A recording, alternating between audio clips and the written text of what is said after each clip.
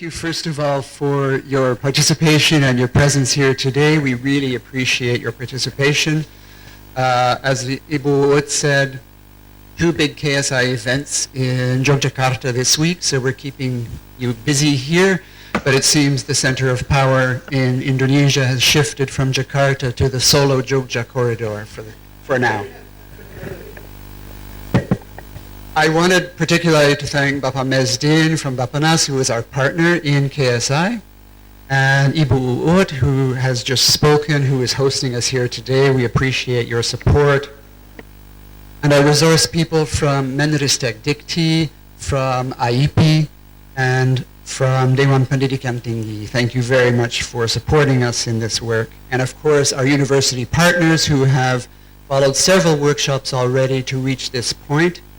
And finally, I'd like to also thank the committee from both KSI and UGM who have organized today. It has been a major piece of work to bring everybody together. And we're delighted to have input beyond our core group because we've reached a point where we think we need additional input so that we can move to the next stage. The Knowledge Sector Initiative is especially concerned with the influence of research on public policy. For those of you who don't know KSI, KSI is a partnership between the governments of Indonesia and Australia to strengthen the use of evidence in public policy. And we have 3 broad themes that guide our work. The first is income inequality, which is high and rising, as in many other countries. Regional disparities, which is a critical issue for effective development, especially given the diversity of Indonesia. And finally, human development, which is the true role of the university in any country. And the objective that we have here today, and I think Pak Yodi will speak more to that, is to come up with a joint mechanism between KSI and our university partners to commission a diagnostic study on the university barriers to research. And the goal is to identify opportunities and the ways to lessen those barriers and to improve the opportunities for research to contribute to public policy. And I want to say a little bit about why we think that's particularly important. First of all, in many countries that have overcome and surpassed the middle income track, we see a much stronger focus on research than we do in Indonesia as a whole, both on policy research and on basic research.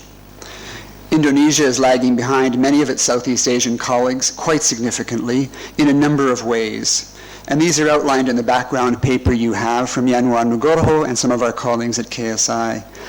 The money spent on research is very, very low in Indonesia. It's less than 0.1%. It really needs a 10 to 12 times growth to reach a comparable level with other countries in the region and around the world. The level of scientific publication is also very, very low out of the universities and researchers in Indonesia compared to most other countries.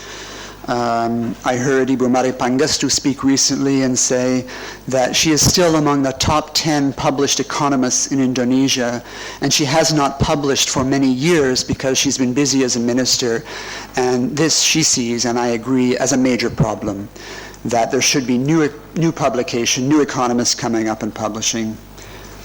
As the paper notes, the issue of patents is better. There's a better number of patents. However, many of the patents that are registered in Indonesia are registered by international companies rather than by Indonesian companies and researchers. In terms of universities, Indonesia, in spite of being the 4th largest population in the world, has no universities yet in the top 100, and I think only 1 in the top 400 or 500 universities in the world. So there's much work to be done in this area. There are challenges, as we see in the paper, in terms of the legislation and regulation that support the use of research and promote research. And finally, one of the issues that comes up strongly is the importance of really thinking about the culture in the university and how it can much more strongly promote research. The second point I wanted to make is we believe that policy research is an essential component to strong and effective public policy.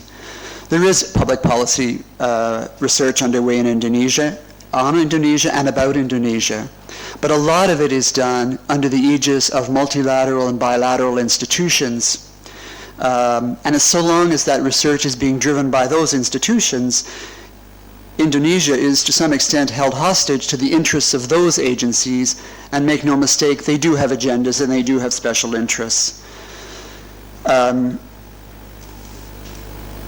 This is normal that they would have their interests, but in my view is not really acceptable that that is a major driver of policy research in Indonesia.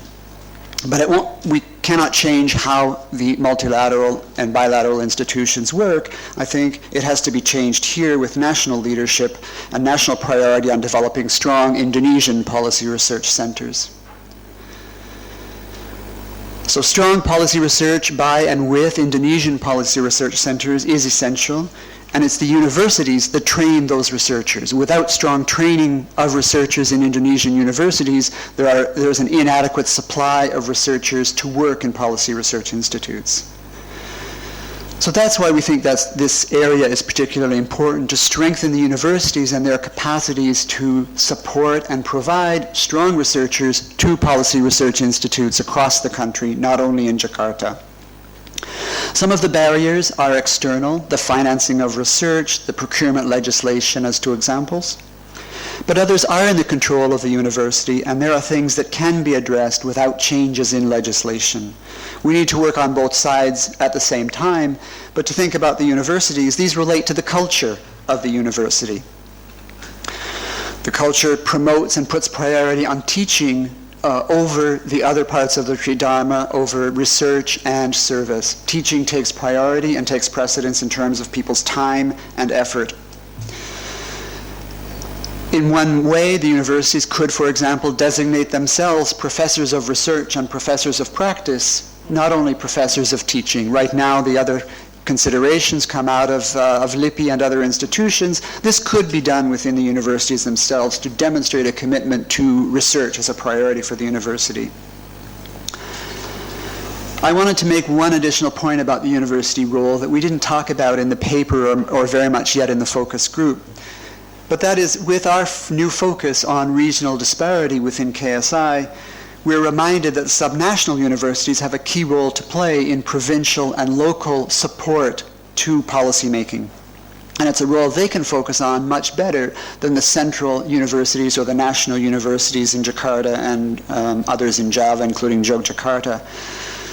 And if we begin to think of universities primarily in terms of being national universities or subnational rather than public or private or religious universities, it gives a different perspective on what's important in terms of building support and capacity within national universities and subnational universities.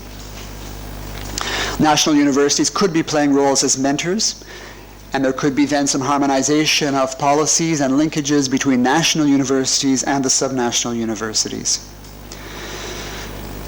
And the subnationals universities are going to be much more effective and capable in terms of the local issues that are going to be different in Aceh or in Papua or anywhere in between.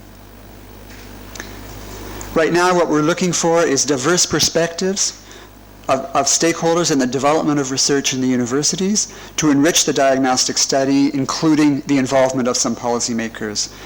Because with government engagement in the process, we hope the study results can contribute positively to policymaking in Indonesia.